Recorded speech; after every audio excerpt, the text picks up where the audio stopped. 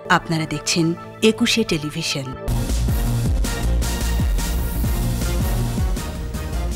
অনন্তলোকে football ঈশ্বর Maradona, কোটি ভক্তের মণিকোঠায় ড্রিবলিংয়ের রাজা, বিশ্বজুড়ে শোক। মুখ দেখে নয়, অপরাধ বিবেচনায় বিচার, বললেন প্রধানমন্ত্রী। সম্মানের সাথে সেবা দেওয়ার নির্দেশ। করোনায় মৃত্যু ৬,৫০০ ছাড়ালো, বাড়ছে শনাক্তের হার। মাস্ক ব্যবহারে ভ্রাম্যমাণ আদালতের অভিযান।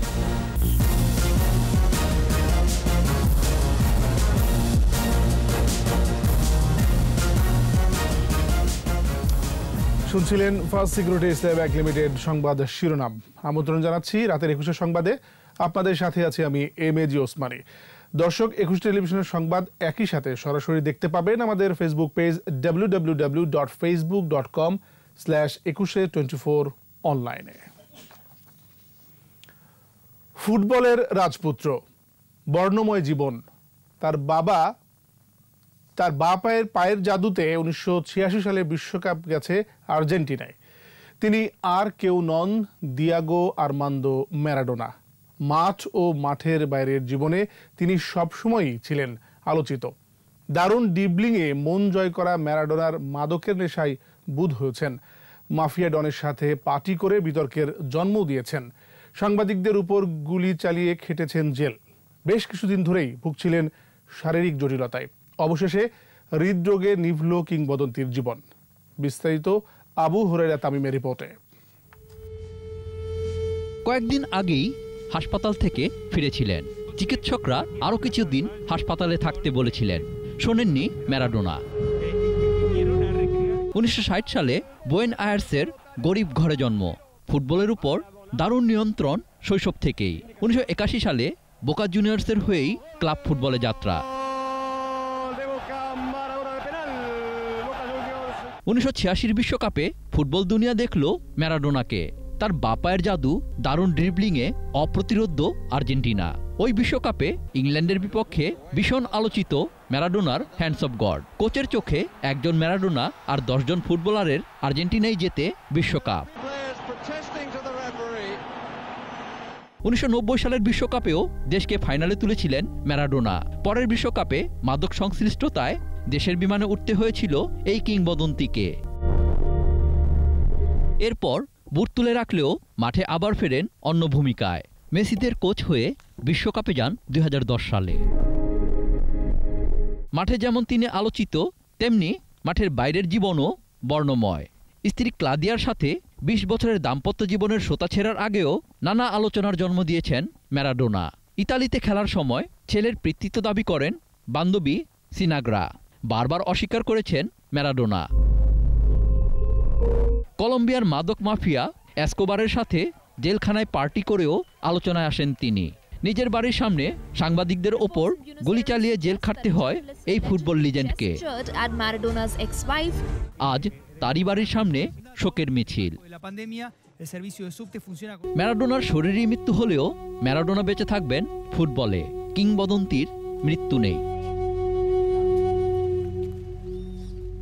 আবু হুরায়রা তামিম, একুশে টেলিভিশন।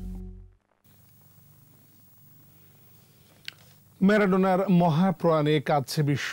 বুয়েন্স আয়ার্সে শোকাতুর ভক্তদের ঢল।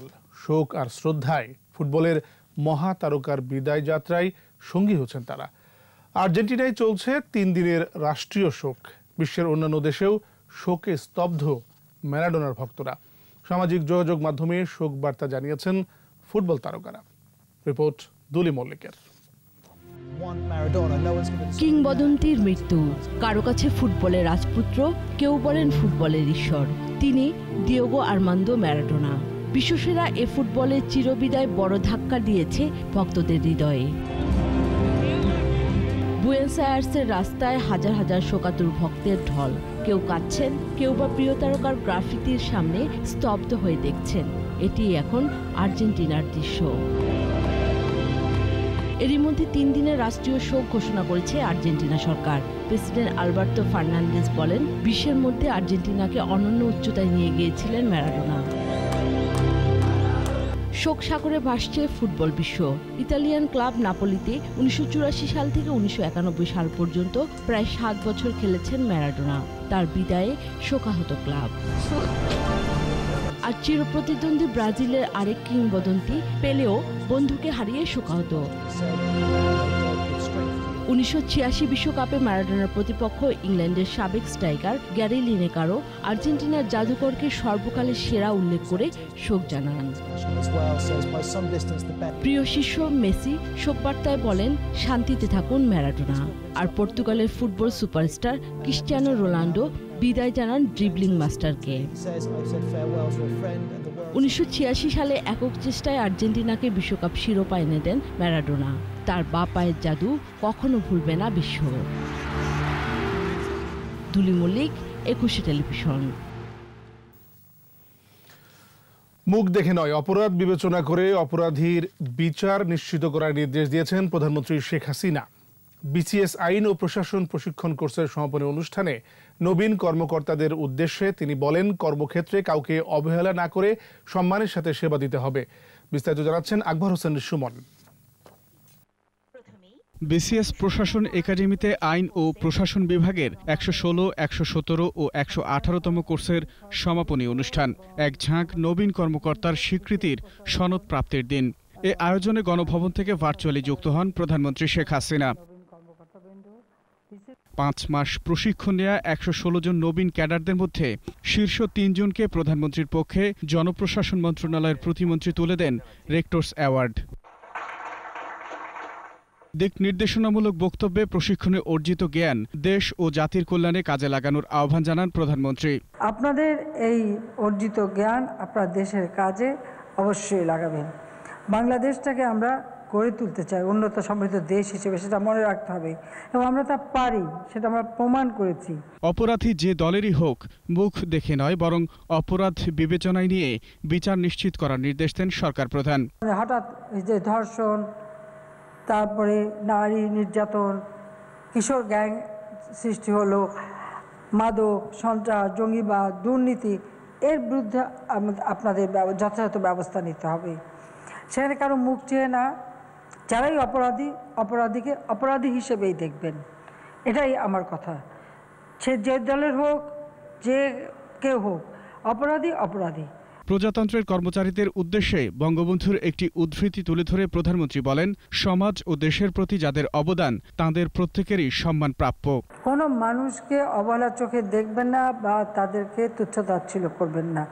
মানুষকে মানুষ হিসেবে সম্মান দিতে হবে, কারণ প্রত্যেকেরই অবদান রয়েছে এই সমাজের প্রতি, প্রত্যেকেরই অবদান রয়েছে দেশের প্রতি, সে কথাটা মনে রাখতে হবে। আরেকটি বিষয় হচ্ছে, কর্মক্ষেত্রে সবাই যেন ন্যায় বিচার পায়, সেদিকে বিশেষভাবে দৃষ্টি দিতে হবে।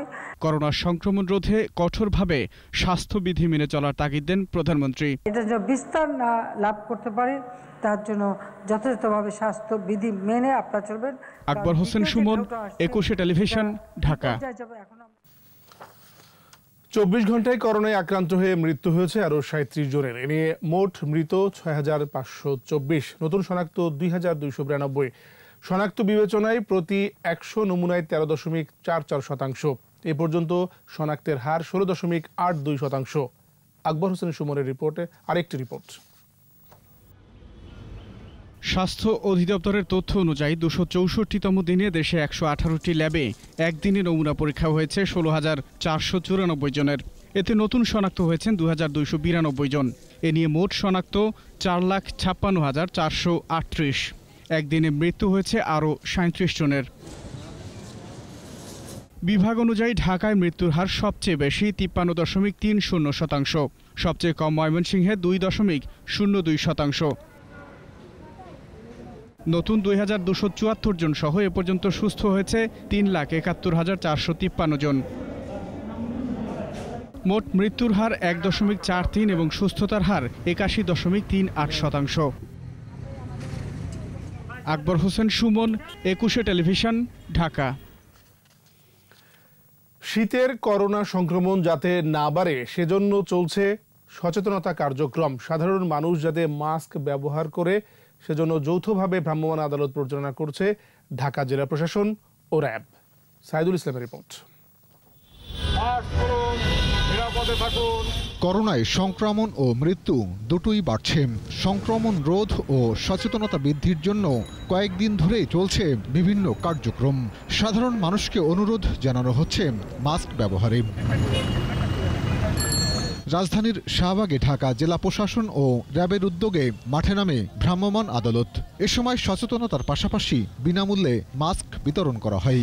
ভ্যাকসিন আসার আগ পর্যন্ত কিন্তু এই যে মাস্ক এবং সচেতনতা, এই দুটাই কিন্তু ভ্যাকসিন। অর্থাৎ আপনি যদি মাস্কটা ব্যবহার করেন, it will work as vaccine. আমাদের অভিযানের কারণে অনেকে এখন মাস্ক নাক পর্যন্ত দিয়ে ঘুরছে এবং তারা এটা অ্যাপ্রিসিয়েট করছে। আমাদের অভিযানের কারণে আমি মনে করি তাদের এই সচেতনতা অনেকাংশে বৃদ্ধি পেয়েছে।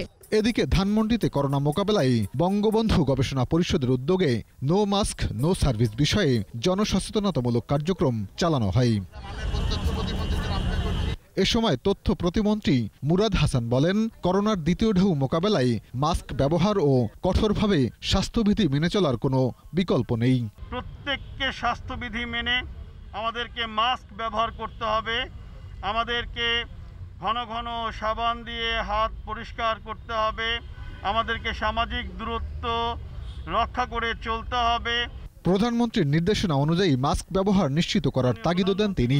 নো মাস্ক নো সার্ভিস এই কার্যক্রমটি তারা পরিচালিত করবে, এটা অব্যাহত থাকবে। সাইদুল ইসলাম, 21 টেলিভিশন, ঢাকা। নিচে বিরতি। স্বাস্থ্যবিধি মেনে চলুন, সুস্থ থাকুন। যখন ফিরছি তখন অন্যান্য খবরের সঙ্গে আরও থাকবে। রাজধানীর ড্রেনেজ ও জলাধার ব্যবস্থাপনার দায়িত্ব ওয়াসার পরিবর্তে 2 সিটির। দ্রুত জলাবদ্ধতা নিরসনের আশা। আবারও আমন্ত্রণ রাতের 21 সংবাদে। আওয়ামী লীগে গণতন্ত্র চর্চার পাশাপাশি দলীয় প্রধান শেখ হাসিনার নেতৃত্বে দুষ্টের দমন ও শিষ্টের পালন নীতি অনুসরণ করা হয়। সরকারি বাসভবন থেকে ব্রিফিংয়ে দলের সাধারণ সম্পাদক ওবায়দুল কাদের বলেন, অনিয়ম দুর্নীতির বিরুদ্ধে সরকারের শুদ্ধি অভিযান অব্যাহত রয়েছে।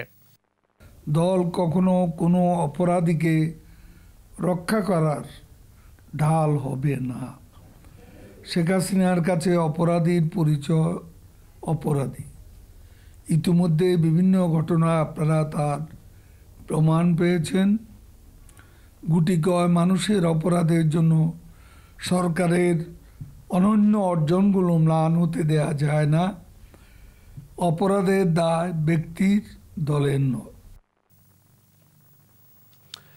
এখন থেকে ঢাকার ড্রেনেজ ব্যবস্থা, জলাধার উদ্ধার ও সংরক্ষণের দায়িত্ব 2 সিটি কর্পোরেশনের। এতদিন ওয়াসা ও 2 সিটি কর্পোরেশনের মধ্যে এ নিয়ে রশি টানাটানি চললেও সমস্যার স্থায়ী সমাধানে পৌঁছালো স্থানীয় সরকার মন্ত্রণালয়। এলজিআরডি মন্ত্রী তাজুল ইসলাম জানিয়েছেন, কারিগরি কমিটির রিপোর্ট 1 মাসের মধ্যে পেলেই নিয়মতান্ত্রিকভাবে দায়িত্ব হস্তান্তর করা হবে। রিপোর্টে আরও জানাচ্ছেন মোহাম্মদ নুরুন নবী।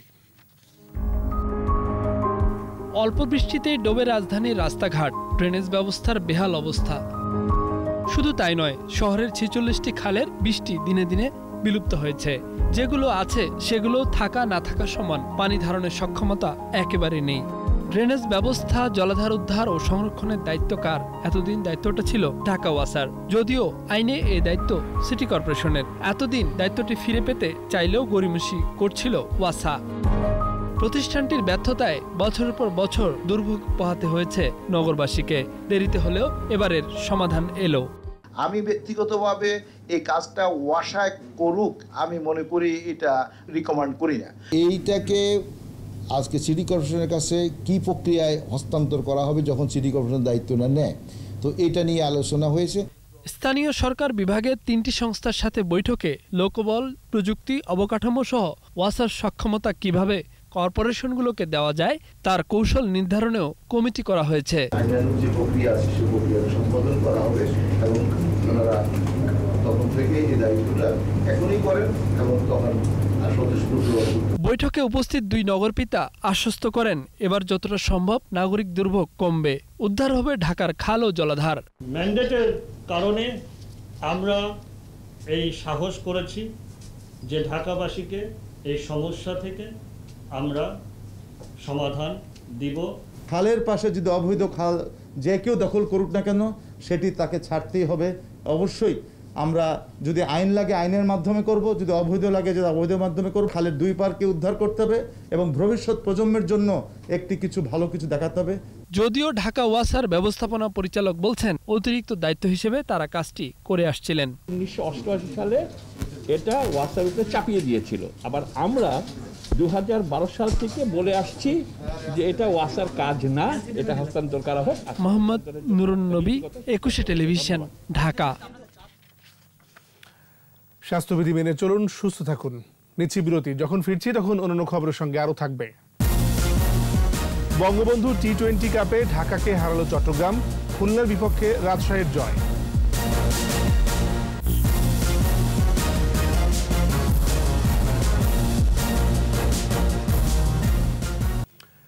দর্শক, 27 নভেম্বর থেকে 21 টেলিভিশনের সংবাদ সূচিতে কিছুটা পরিবর্তন আসছে। প্রতিদিন আমাদের সংবাদ আয়োজন থাকছে সকাল 9টা, দুপুর 12টা ও দুপুর 2টায়, বিকেল 4টা, সন্ধ্যা 7টা, রাত 9টা, 11টা ও রাত 1টায়। এছাড়া সন্ধ্যা 6টায় প্রচার করা হবে দেশের সংবাদ ও চট্টগ্রাম সংবাদ। আর এর সাথে শেষ করছি রাতের 21 সংবাদ। যাবার আগে ফার্স্ট সিকিউরিটি ইসলাম ব্যাংক লিমিটেড সংবাদ শিরোনামগুলো আরও একবার।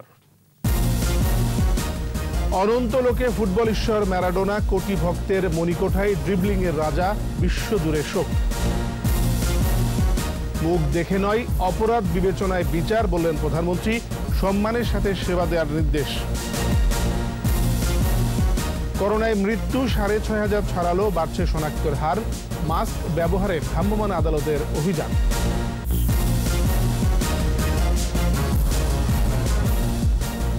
সর্বশেষ খবর জানতে ডায়াল করুন 202 নম্বরে, আর ভিজিট করুন equity-tv.com ওয়েবসাইটে। এছাড়া ফেসবুকে ভিজিট করতে পারেন facebook.com/2124 অনলাইনে। 21-এর খবর দেখুন, 21-এর সাথেই থাকুন। স্বাস্থ্যবিধি মেনে চলুন, সুস্থ থাকুন।